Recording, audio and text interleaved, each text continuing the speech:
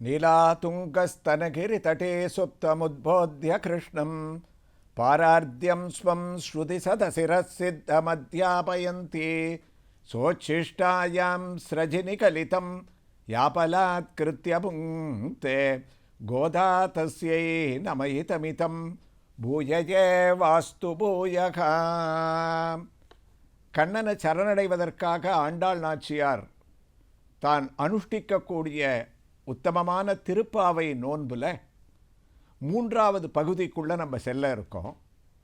இதுவரைக்கும் 2 பகுதிகளில் முதல்ல ஆண்டாள் என்ன நோன்பு நோக்க போகிறா, அதில் செய்ய வேண்டியது என்ன, விட வேண்டியது என்ன, யாரை நோக்கி எப்படி மழை பெய்யணும் என்ற விவரங்களை எல்லாம் சொன்னவள் 6வது பாசுரத்திலிருந்து 15வது பாசுரம் வரைக்கும் 10 கோபிகைகளை எழுப்புவதாக 2வது பகுதி அமைந்தது. இந்த 3வது பகுதியில் வாயிற்காப்பாளன், கோயிற்காப்பாளன், கண்ணனுடைய தகப்பனாரான நந்தகோபர், யசோதை, பலராமன், கண்ணன் இவர்களையெல்லாம் எழுப்பக்கூடிய வரிசையான பாசுரங்களாக வரப்போகிறது. அதில் இந்த 3வது பகுதியினுடைய முதல் பாசுரம் வாயிற்காப்பாளனையும் கோயிற்காப்பாளனிடத்திலையும் உத்தரவு வாங்கிண்டு உள்ளே போகக்கூடிய ஒரு பாசுரமாக நமக்கு இன்றைக்கே அமையிறது. அதனுடைய ஒரு விவரத்தை கேட்போம். நாயகனாய் நின்ற நந்தகோபனுடைய கோயில் காப்பானே, கொடி தோன்றும் தோரணவாசல் காப்பானே, மணிக்கதவும் தாழ்த்திரவாய் ஆயர் சிறுமியரோமு கரபரமாஜன் மணிவண்ணன் என்னலே வாய் நேர்ந்தான் தூயோமாய் வந்தோம் துயிலழப்பாடுவான் வாயால் முன்னம் மாற்றாதே அம்மா நீ நேய நிலைக்கதவும் நீ கேலோரெம்பாவாயே. நாயகனாய் நின்ற நந்தகோபனுடைய கோயில் காப்பானே. நந்தகோபனுடைய பெருமையை சொல்கிறார். நந்தகோபன் நாயகனாய் இருக்காராம். நாயகன்னா யார்? தலைவன், கோகுலத்துக்கு தலைவன் நாயகனாய் நின்ற நந்தகோபன். அது மாத்திரமில்லை, கண்ணன் யார்? உலகத்துக்கே நாயகன். உலகத்துக்கே நாயகனான கண்ணனை வளர்க்கக்கூடிய ஒரு பாக்கியத்தை அடைந்த நாயகனாய் நின்ற நந்தகோபனுடைய கோயில் காப்பானே. இது வாயிற்காப்பாளன் கோயிற்காப்பாளனுக்கு கூட பொருந்தும்னு அழகா வியாக்கியானம். அதாவது நாயகனாய் நின்ற நந்தகோபனுடைய கோயில் காப்பாளன் யாருக்கு நாயகன்? கிருஷ்ணனை யசோதையை பத்திரமா பாதுகாக்கிறதுல வெளியில் தான் காவல் புரிஞ்சுண்டு நாயகனாய் நின்ற, ஏன்னா காவல் புரிவரவா எப்பவுமே நின்றுண்டே தானே இருப்பா. அதனால் அவரைகளை சொன்னதாக கூட நாயகனாய் நின்ற நந்தகோபனுடைய கோயில் காப்பாளனே. அது மட்டுமல்ல, நந்தகோபன்னாலே ஜனங்களை ஆனந்திக்கும்படியாக செய்பவன். நந்தன் கோபன் அப்படின்னா மாடுகளை காப்பாற்றக்கூடியவன். அது மாத்திரமில்லை, எல்லாரையும் ஆனந்தப்படுத்தும்படியாக பண்ணக்கூடியவன். தானும் கண்ணனுடைய லீலைகளை பார்த்து பார்த்து தானும் சந்தோஷத்தை அடையுது. கூர்வேல் கொடுந்தொழிலன் நந்தகோபனை அறிமுகம் பண்ணச்சேயே முதல் பாட்டில் ஆண்டாள் கண்ணனுடைய நலனையே கருத்தில் கொண்டு கூர்வேலனாக கூட மாறினான்னு சொன்னான். அப்படிப்பட்ட உத்தமனான நந்தகோபனுடைய கோயில் காப்பானே. அவனுடைய கோயில் அப்படின்னா கண்ணன் இருக்கக்கூடிய இடம் கோயில் தானே. நந்தகோபனுடைய திருமாளிகைன்னு சொல்லணும். கோயில் சொன்னதுக்கு காரணம் பெருமாள் இருக்கக்கூடிய இடம் எல்லாமே கோயிலாம். ஸ்ரீரங்கத்தில் சுவாமி தேசிகன் அழகா கோயில்னே ஒரு பாசுரம் பாடினதை இந்த இடத்துல நினைவு கூறுவது வழக்கம். ஆராத அருளமுதம் பொதிந்த கோயில், அம்பு எத்தோன் அயோத்தி மன்னர் கழித்த கோயில், தோளாத தனி வீரன் தொழுத கோயில், துணையான வீடனர்க்கு துணையாம் கோயில், சேராத பயனனைத்தும் சேர்க்கும் கோயில், செழுமரஜன் முதலெழுத்து சேர்ந்த கோயில், தீராத வினயனைத்தும் தீர்க்கும் கோயில். யாருடைய கோயில்? திருவரங்கா என திகழும் கோயில் தானே. அப்போ கோயில் அப்படின்னாலே பெருமாள் இருக்கக்கூடிய இடம். நந்தகோபனுடைய கோயில் உள்ளுக்குள்ள கண்ணன் படுத்துருக்கான். அந்த கோயிலை காக்கக்கூடிய கோயில் காப்பாளனே, நீ எங்க எல்லாரையும் உள்ளுக்குள்ளே விடணும். இதை கேட்ட உடனேயே அந்த கோயில் காப்பாளன் எந்த வார்த்தையும் பேசலை. தாராளமாக நீங்கள் உள்ளே போகலாம், உங்களை பார்த்தா நல்லவர்களாக தெரியறதுன்னு உள்ளே அனுப்பிச்சுட்டா. அதோடு அவளுக்கு உள்ளே போகக்கூடிய அனுமதி கிடைக்குமான்னா அடுத்த பக்கம் இன்னொருத்தன் இருக்கான். அவன் யாருன்னா கொடி தோன்றும் தோரண வாயில் காப்பானே. 2 பேரிடத்துல இவ உத்தரவு வாங்கிக்கணும். அதாவது ஒரு தர்மம் என்னன்னா, நாம் எந்த வீட்டுக்கு போனாலும் உள்ளே இருப்பவர்கள் எப்படிப்பட்டவராக இருந்தாலும் ஒரு அனுமதி வாங்கிட்டு தான் போகணுமா. ரொம்ப பெரிய இடத்துக்கு போகிறோன்னா வாசலில் செக்யூரிட்டி இருப்பான், அதை வாயில் காப்பாளன்ட்டக்க அனுமதி வாங்கிட்டு அவன் உள்ளே போய் கேட்டுன்னு வந்து அனுப்புவான்.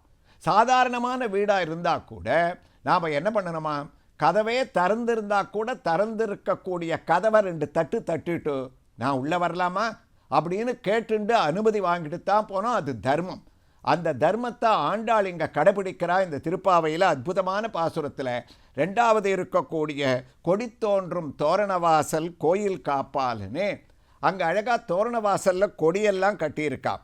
இங்கே எதுக்காக கொடி இருக்குன்னா, இவர்களுக்கு பகவான் சொல்லியிருக்கா, மறுநாள் நான் இருக்கக்கூடிய வீட்டுக்கு வந்து நீங்கள் நோன்புக்கு வேண்டிய சாதனங்களை வாங்கிக்கோங்கன்னு. எப்படி கண்டுபிடிக்கிறது? அந்த காலை வேளையில் இருட்டாக இருக்குமேன்னா அப்போ ஒரு கொடி கட்டி வச்சுருக்கோம், அதுதான் அடையாளம்னா.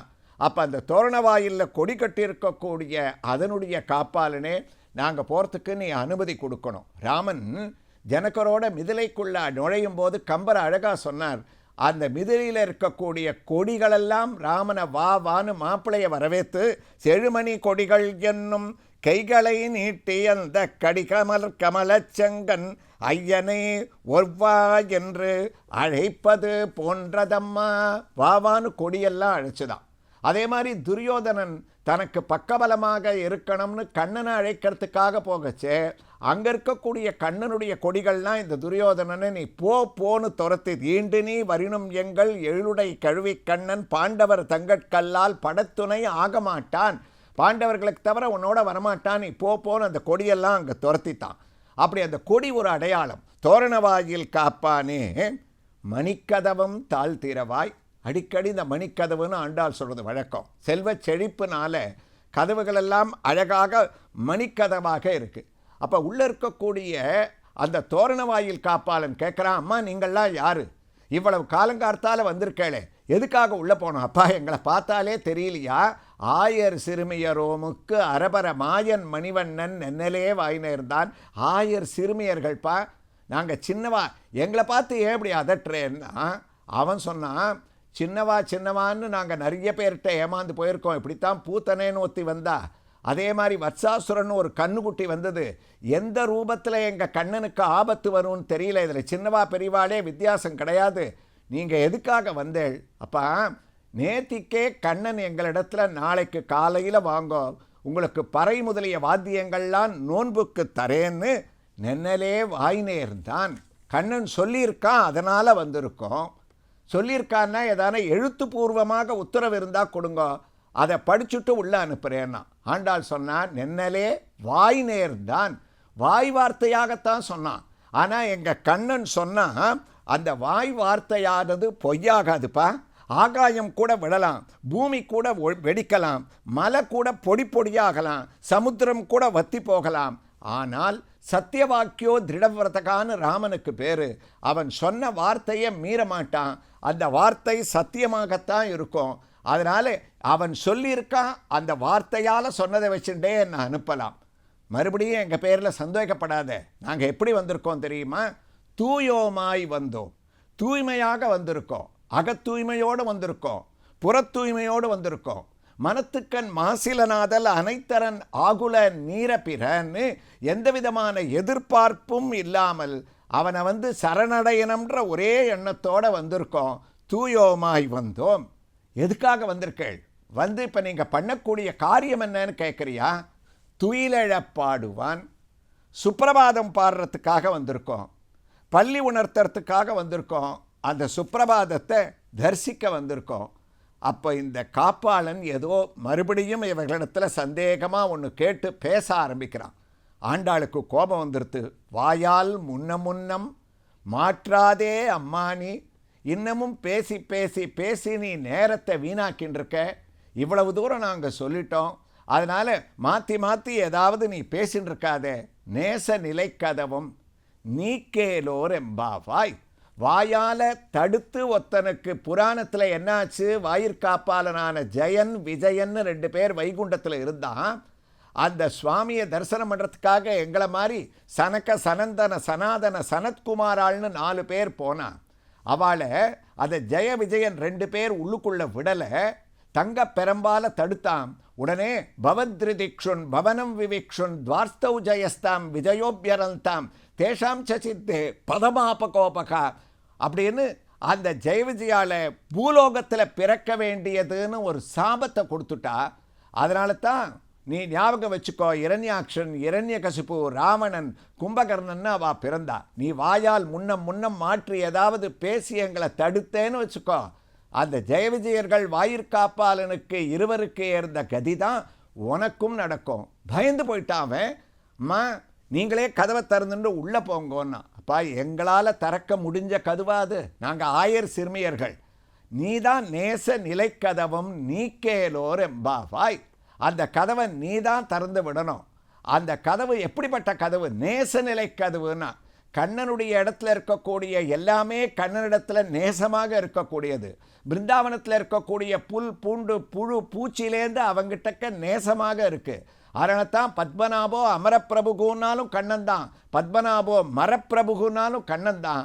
அதனால் அவனிடத்தில் நேசத்தோடு இருக்கக்கூடிய கதவை அவனிடத்திலேயே நேசத்தோடு வந்திருக்கக்கூடிய எங்களை நீ திறந்து விட்டு எங்களுக்கு உத்தரவு கொடுக்கணும், அனுமதி கொடுக்கணும்னு கேட்க அவனும் சந்தோஷமாக நேசநிலை கதவை திறக்க ஆண்டாள் நாச்சியார் உள்ள இருக்கக்கூடியவர்களை எழுப்புவதற்காக நுழைவதாக இந்த பாசுரம் பூர்த்தியாகக்கூடிய அருமையான பாசுரம். திருப்பாவையினுடைய நடுவில் இந்த பாசுரம் வரதுனால இது நாயக பாசுரம். அதனால் இதுக்கு நாயகனாயனே இந்த பாசுரம் ஆரம்பிக்கிறது.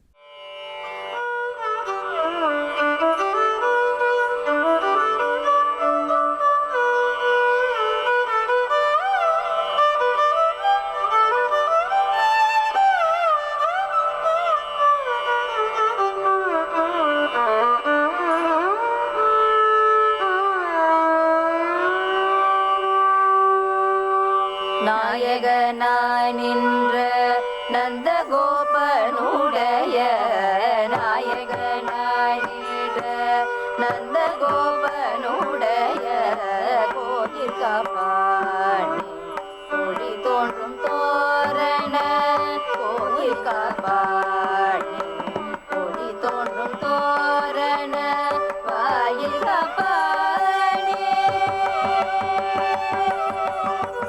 வாயில் காப்பானே மணிக்கதவம் தாழ்த்திரவாய் வாயில் காப்பானே மணிக்கதவம் தாழ்த்திரவாய் ஆய சிறுமியரோமுக்கு அரைபறை மாயன் மணி வண்ணன் நின்னலே வாழ்ந்தான் மாயன் மணி வண்ணன் நின்னலே வாழ்ந்தான் தூயோமாய் வந்தோம் தூயிலழ பாடுவான் தூயோமாய் வந்தோம் தூயிலழ பாடுவான் வாயார் முன்னம் முன்னம் மாற்றாதே அம்மா வாயார் முன்னம் முன்னம் மாற்றாதே அம்மா நீ நேய நிலை கதவம் நீ கேளோரம்பாவாய் நேய நிலை கதவம் நீ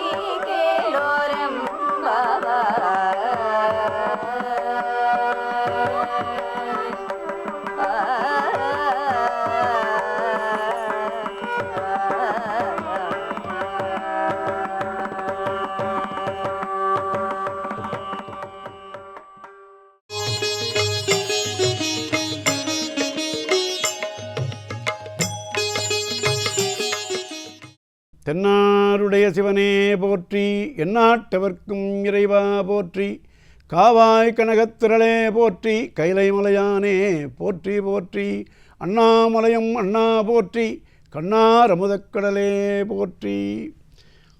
எல்லாம் உள்ள அண்ணாமலை பெருமான் திருவருளினாலே திருவண்ணாமலையில் மாணிக்க வாசகர் தன்னையும் ஒரு பெண்ணாகவே பாவித்து அதை பக்தியில் சொல்லுகின்ற பொழுது நாயகி பாவம் என்று சொல்வார்கள். நாயகி பாவம் என்பது இறைவனை நாயகனாகவும் தன்னை பெண்ணாகவும் உருவகப்படுத்தி அந்த கன்னிப்பெண்கள் பாடுவது போலவே தானே ஒரு கன்னிப்பெண்ணாக மாறி பாடுவது போல நமக்கு பாடி நமக்கு அறிவுறுத்துகிறார் மாணிக்கவாசகப் பெருமான். முதல் 8 பாடல்களிலே ஒருவரை எழுப்பிக் கொண்டு நீராடுதுறைக்கு செல்ல முற்பட்டவர்கள் ஒன்றாக திரட்டிச் சென்று எல்லோரும் சேர்ந்து சென்று அங்கே நீர்நிலையில் நீராடி நோன்பு நோக்கின்ற அந்த பெருமையை, இறைவனுடைய பெருமையை பாடிக்கொண்டே சென்று நீராடுகிறார்கள். நீராடி வருகின்ற பொழுதும் திருக்கோயில் தரிசனம் செய்கின்ற பொழுதும் அந்த பாடல்களையெல்லாம் புகழ்களையெல்லாம் பாடிக்கொண்டே வருகிறார்கள்.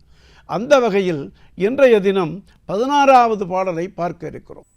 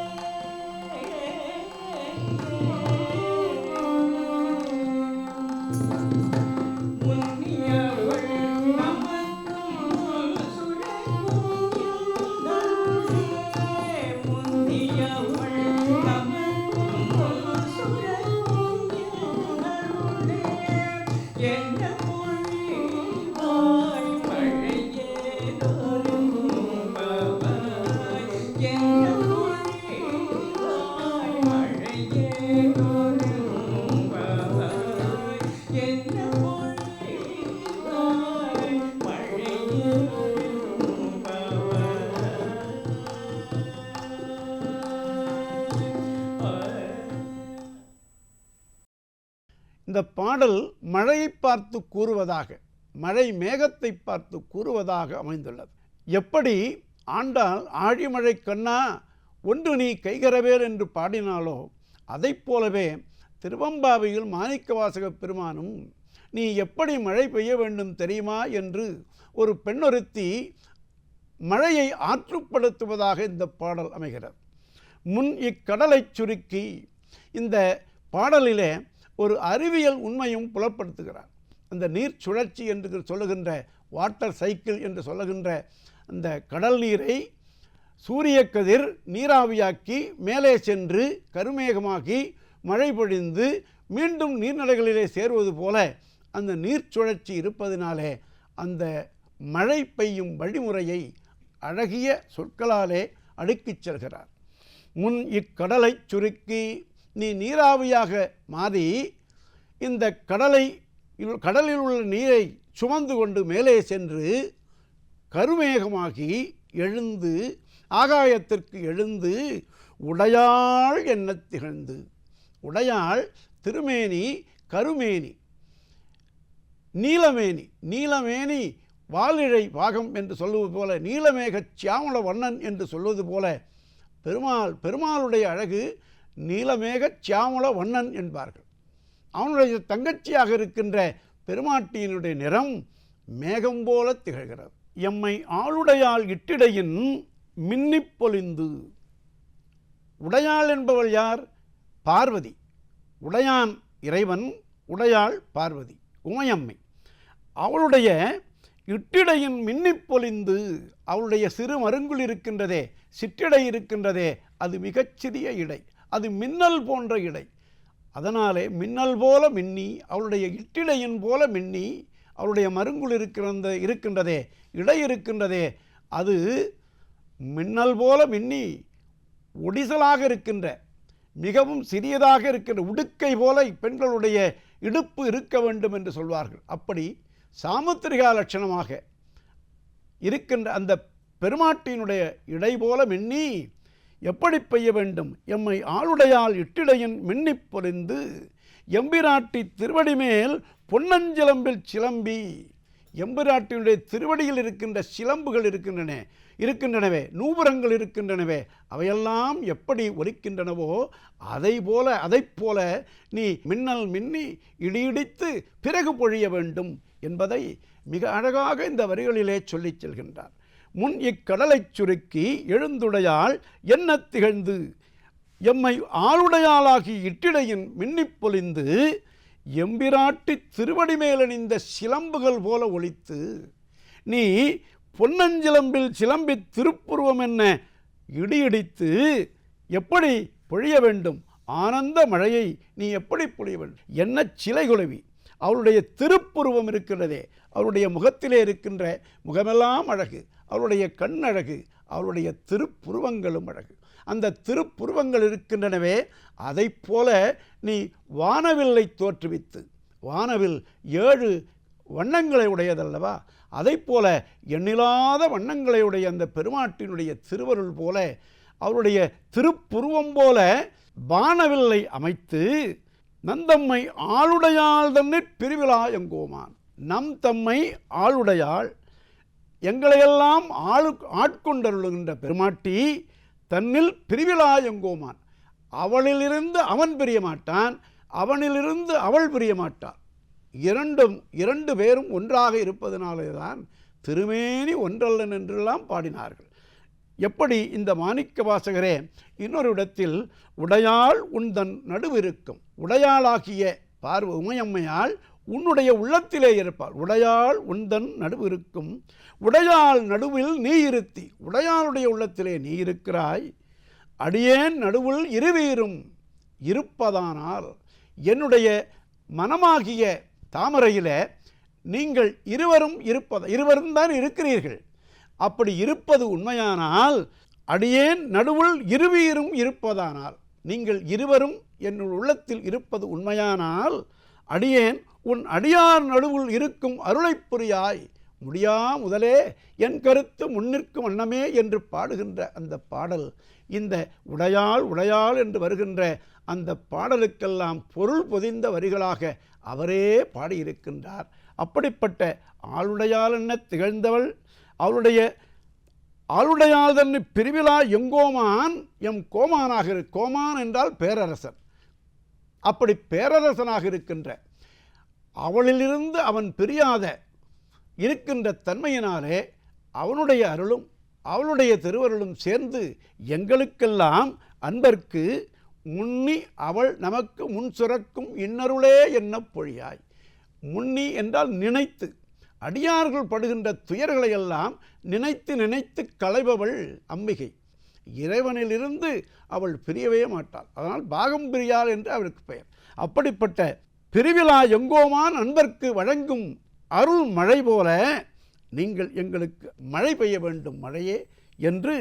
நீரின்றி அமையாது உலகனின் யார் யாருக்கும் வானின்றி அமையாது ஒழுக்கு என்று திருக்குறளிலே சொன்னது போல, இந்த நீர் அருள் வெள்ளம், அந்த அருள் மழையை எங்களுக்கு பொழிய வேண்டும் என்று சொல்ல, தெய்வநாயகன் நீரணி மேனி போல் சென்று பவ்வம் ஜெய்ந்து உமைவேணி போல் பசந்து பல்லுயிர்க்கும் சுரந்திரும் இன்னருள் என்று மாணிக்கவாசகரே இன்னொரு இடத்தில் பாடுவார்.